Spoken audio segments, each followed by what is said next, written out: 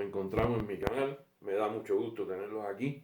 Hoy vamos a abordar específicamente en el ensuciamiento de las calderas cuál es el papel que juegan la disposición de los tubos en el interior de la caldera, los tamaños de partículas de ceniza que se mueven en el flujo de gases, la velocidad del flujo de gases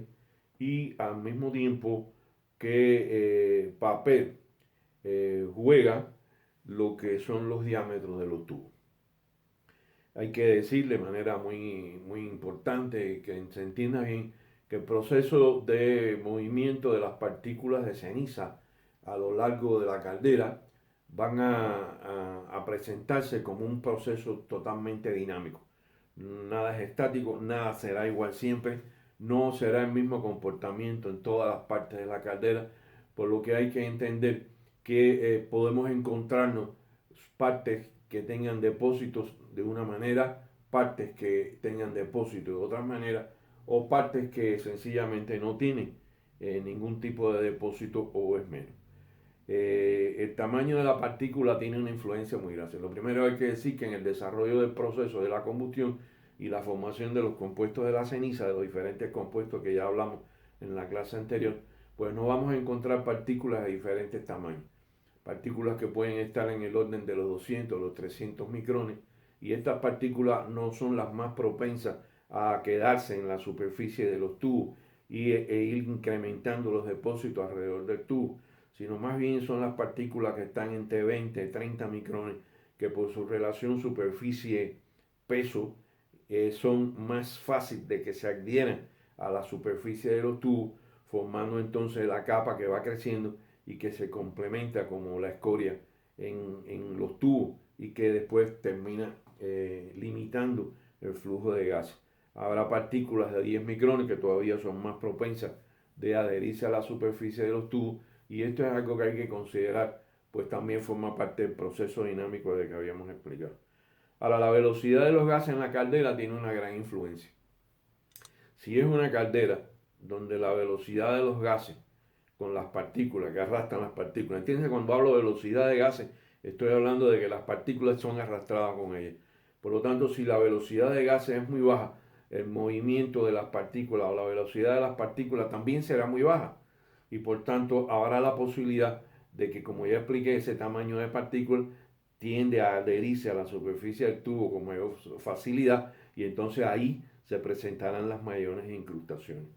Por otro lugar, si la velocidad de gases es muy alta, pues entonces las partículas van a ser arrastradas con mayor facilidad, y en las zonas de alta temperatura las deposiciones serán menores, aunque si existirán, no se puede decir que no las habrán, pero serán menores, y puede ser que algunas zonas ya alejadas de las zonas de alta temperatura, como pueden ser los economizadores, como pueden ser los calentadores de aire, pues sufran algún tipo de adherencia de partículas, pero no por punto de fusión, porque en todos los casos que he explicado hasta este punto, la adherencia en los tubos de recalentadores, sobrecalentadores, etcétera, paredes de agua en la zona alta, pues se debe fundamentalmente a que por las altas temperaturas en ese punto, de acuerdo a los compuestos que se forman, pueden estar en estado de síntesis o en estado de fusión. Ahora, los tubos también juegan un papel importante por dos razones. Uno, la disposición de los tubos. Cuando los tubos están dispuestos en línea, normalmente los tubos de la primera fila de esa disposición en línea sufren algunas deposiciones por la parte de adelante del tubo, pero vamos a encontrar que con el mismo flujo de gases se crea detrás del tubo una turbulencia que limita el movimiento de las partículas, y hay partículas que se quedan en esa zona de turbulencia moviéndose, y ahí es donde en los tubos posteriores a la primera fila de tubos se producen las mayores deposiciones y se va incrementando la suciedad, y entonces el flujo de gases empieza a desvirtuarse. Por otro lugar, hay una disposición de tubo que le llaman tres bolillos, que es, digamos, por dos tubos adelante y un tubo atrás, es como una hilera de filo de tubos detrás de la primera, pero no siguiéndola, sino en el espacio que queda entre tubo y tubo. Y los diámetros usuales que se utilizan van a ser los tubos de 38 milímetros. Tubos muy grandes facilitan la deposición de la ceniza y hacen que se ensucie con mayor rapidez. Ya se ha visto que los diámetros más convenientes para usar en las calderas a fin de que los niveles de ensuciamiento sean lo menores a partir del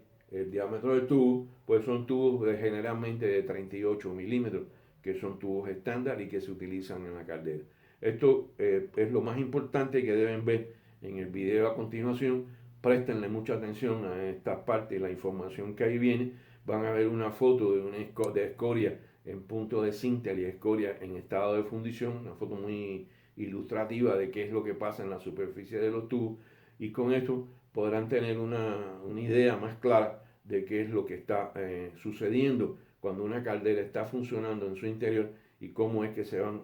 provocando los depósitos en el interior de la caldera.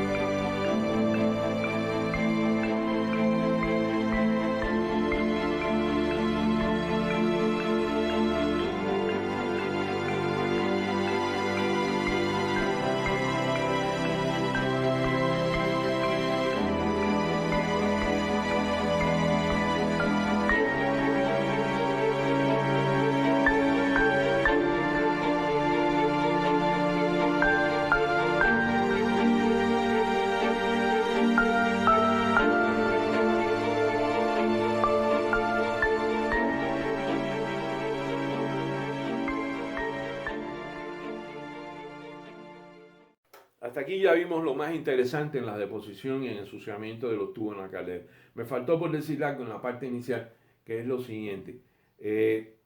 Las calderas que tienen calentadores de aire tubulares, pues van a presentar un desgaste fundamental en los tubos por donde pasan los gases, en la zona superior de los tubos, o sea, de la forma cónica es donde se desgastan, no hacia abajo. Y eso se debe a que ahí las partículas entran en un flujo turbulento a la entrada del tubo y entonces se adhieren con mayor facilidad a la zona superior del tubo, y esto hace que el desgaste de los calentadores de aire tubulares sea precisamente en esa zona nada más. Lo demás está muy claro, creo que no hayan tenido ningún tipo de problema, pero como siempre, cualquier duda, cualquier aclaración que crean que es conveniente, pues me las hacen llegar. Les agradezco que hayan estado en mi canal, me da mucho gusto volverlos a ver, espero que estos cursos les estén siendo de utilidad y nos vemos entonces en el tema 3 del curso de caldera. Para todos,